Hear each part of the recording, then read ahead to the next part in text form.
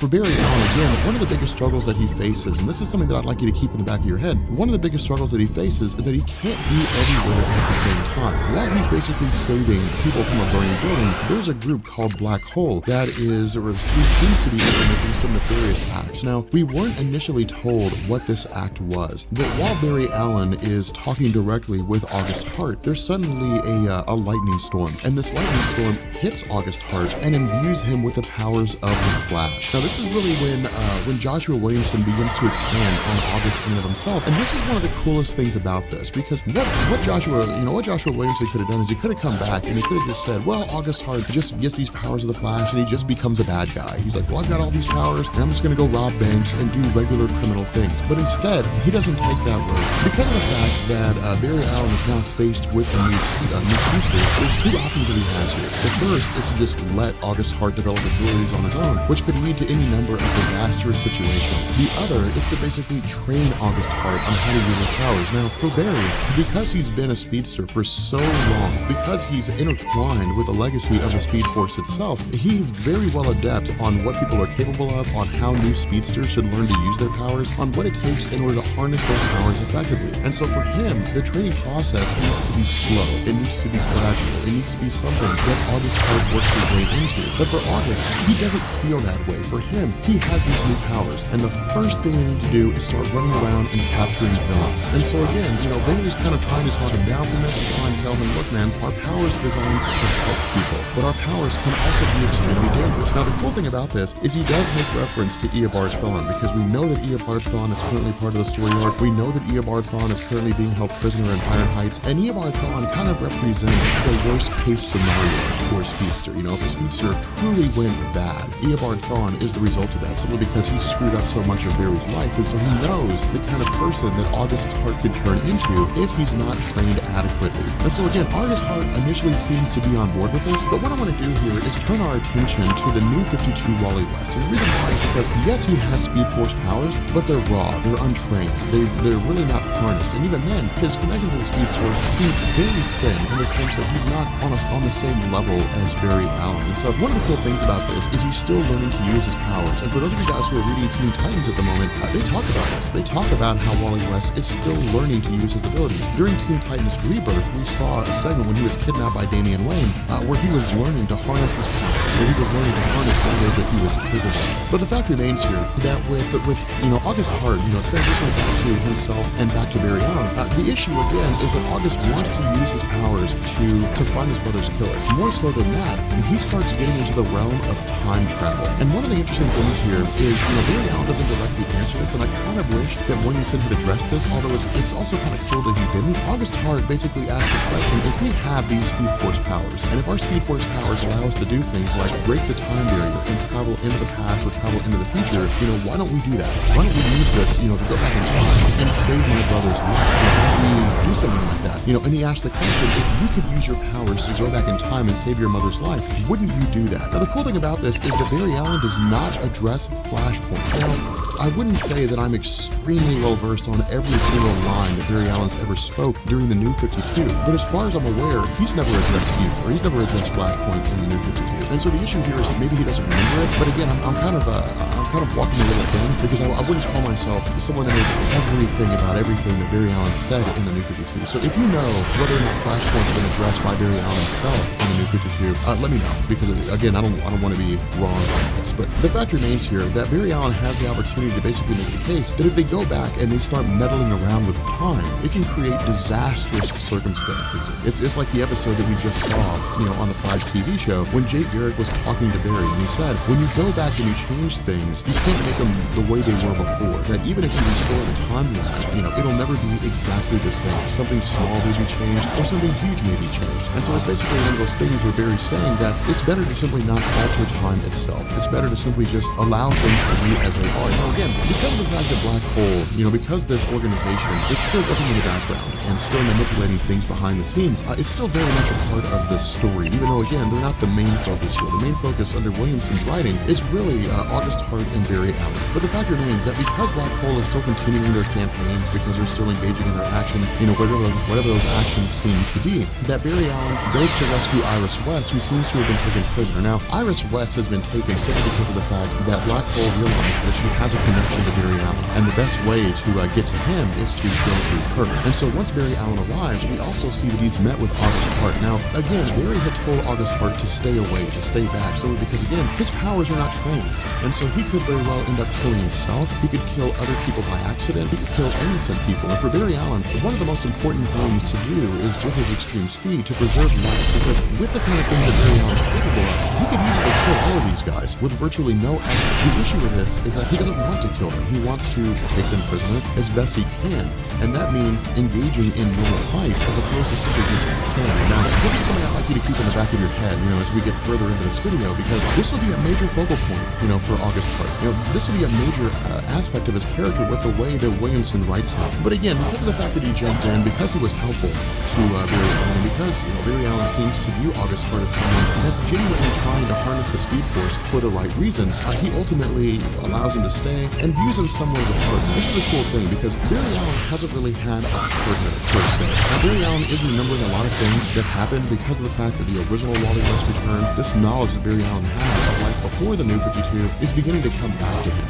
And so while he does view the original Wally West as a partner, the fact remains that the original Wally West has gone about the mission figuring out who's behind this whole thing of taking 10 years away from everybody's life. And so he's not part of the picture at the moment, which gives Augustus Hart the chance to step in and take that role, which Barry Allen desperately needs. The issue with this is that because, so many things are going on because of the actions of Black Hole, in much the same way that August Hart was imbued with his Speed Force powers through a lightning storm, suddenly this Speed Force storm affects the entire city, and everyone in Central City develops Speed Force powers. Now, predictably, with regards to any scenario like this, it splits into two segments. The first is that there are individuals who begin using their powers for violence. There are those individuals who begin using their powers to basically start, committing different crimes. Now, I probably misspoke a second ago when I said everybody. Not everyone in Central City has Speed Force powers. It's really just a majority of people, or a big chunk of people. But again, because of the fact that you have criminals who rob banks, or criminals that mug, or so on and so forth, being given super speed allows them to elude the authorities and engage in their normal criminal art, to use their powers to track these people down, and this benefits them. This is one of the reasons why I like Williamson's writing, because it makes sense. Because of the fact that August Hart has a little bit of training, because Barry Allen is the definitive speedster, the two of them are easily able to outclass these new speedsters, because these new criminal speedsters don't know how their powers work. But not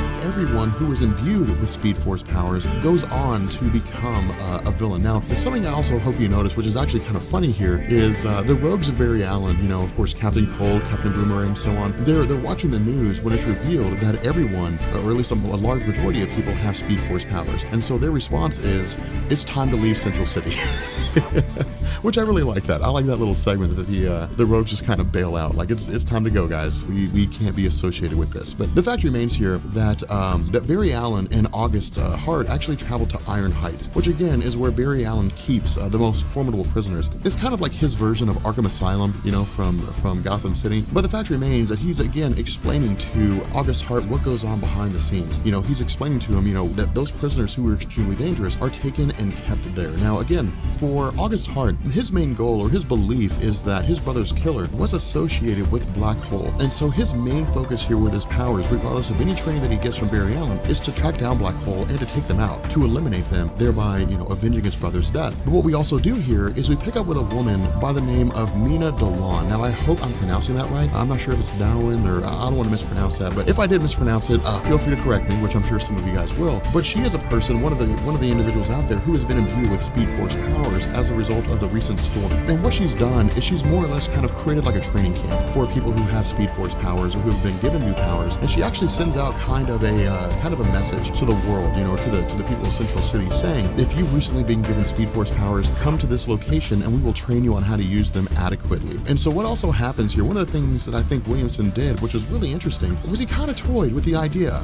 of Mina and Barry Allen having a relationship. There's a little bit of flirting going on here, a little bit of dancing around the lines of becoming something more serious. Now, again, this is really just him kind of teasing things, but it's also a circumstance whereby Barry Allen begins traveling around to different people, kind of bringing together these different speedsters that want to learn how to use their powers and teaching them what they're capable of. Now, what he shows them is kind of a glimpse. It's more or less him showing up and saying, hey, come learn how to use your Speed Force powers. And when they ask why, he says, because you can do stuff like this. And he vibrates his hand and goes through objects and things like that. And so it's a way to kind of reel them in with the potential of what it is that they can do, and ensuring that they do not fall down the path of becoming villains. Now, the problem with this is that this is when we start to experience the first encounter of Godspeed. This is when we start to see that Godspeed begins making an appearance in the story. Now, when Barry Allen and Mina had been out and about, when they had been teaching people how to use their powers, during the time when they were gone from Iron Heights, when they return, what they find is that August Hart is incapacitated. He's knocked out, and he starts talking about how a guy named Godspeed showed up and basically stole Speed Force from those new speedsters. Now, this is interesting here because, as far as I'm aware, this isn't something that's really been explained before.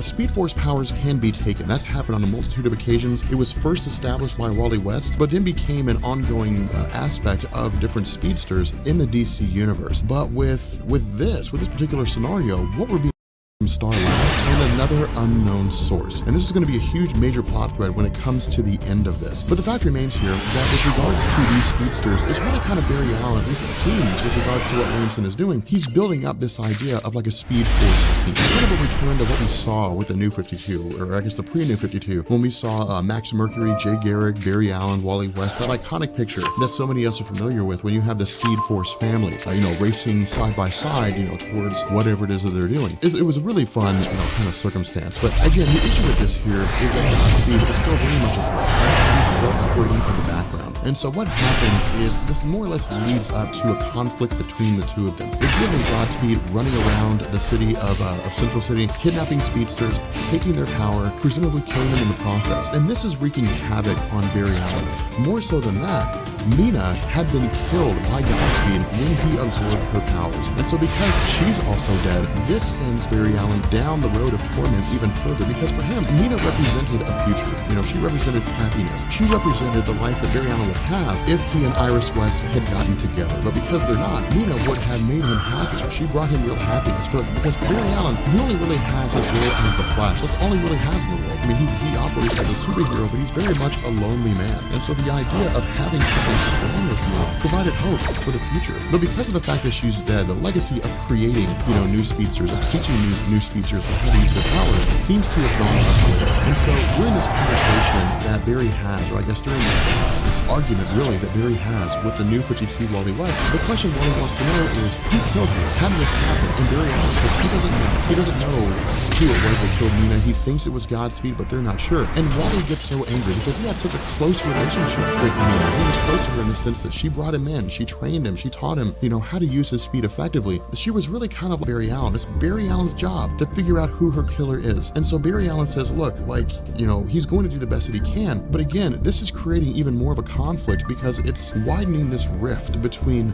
Barry Allen being an effective superhero and the fact that people are simply dying all around him. And so this is really just Williamson showing us the psychological side of Godspeed running around the city and killing people. Now, from here, we pick up with the idea of Barry Allen learning, or seeming to have learned, that August Hart is Godspeed. And this is when he officially dons the Godspeed costume, which, by the way, looks beautiful. But this is really August Hart showing us what his true motives are. And this is why I love Joshua Williamson's writing. Like we said earlier, Williamson could have just sent, Godspeed down the road of just being an archetypical villain, just going through and committing crimes, whatever. But for him, it's really the quintessential, it's the Flash equivalent to the discussion between Daredevil and Punisher from the Netflix series. If you guys remember that, Punisher made the statement, when you knock them down, they get back up. When I knock them down, they stay down. And that is Godspeed's perspective. That's how he views himself. He views himself as a hero. He thinks he's doing the right thing here by going around killing criminals and taking the speed of people who are criminals and have the Speed Force because of the Speed Force storm. In truth, when it comes to the character of Godspeed, he's not. He's a guy who's simply just been driven insane. But his goal here is to take those criminals out so that they can't come back. And this is the cool perspective of him, because he looks at Barry Allen and he says, look, you should have killed Eobard Thawne. He should have been dead, but you allowed him to live. And because of the fact that he's alive, he can always come back. He'll always find a way to escape. He'll always start wreaking havoc. He'll always kill people. Why not just kill him so you don't have to worry about that anymore? And really, this is just a moral argument. Barry Allen has nothing more than a moral shield to say, we just don't do that. And this is really Williamson pointing to the difference between heroes and villains. When it comes down to it, when you get past all the different philosophies, when you get down past their different actions, when you get down past their riches and so on and so forth, it all just comes down to a moral argument.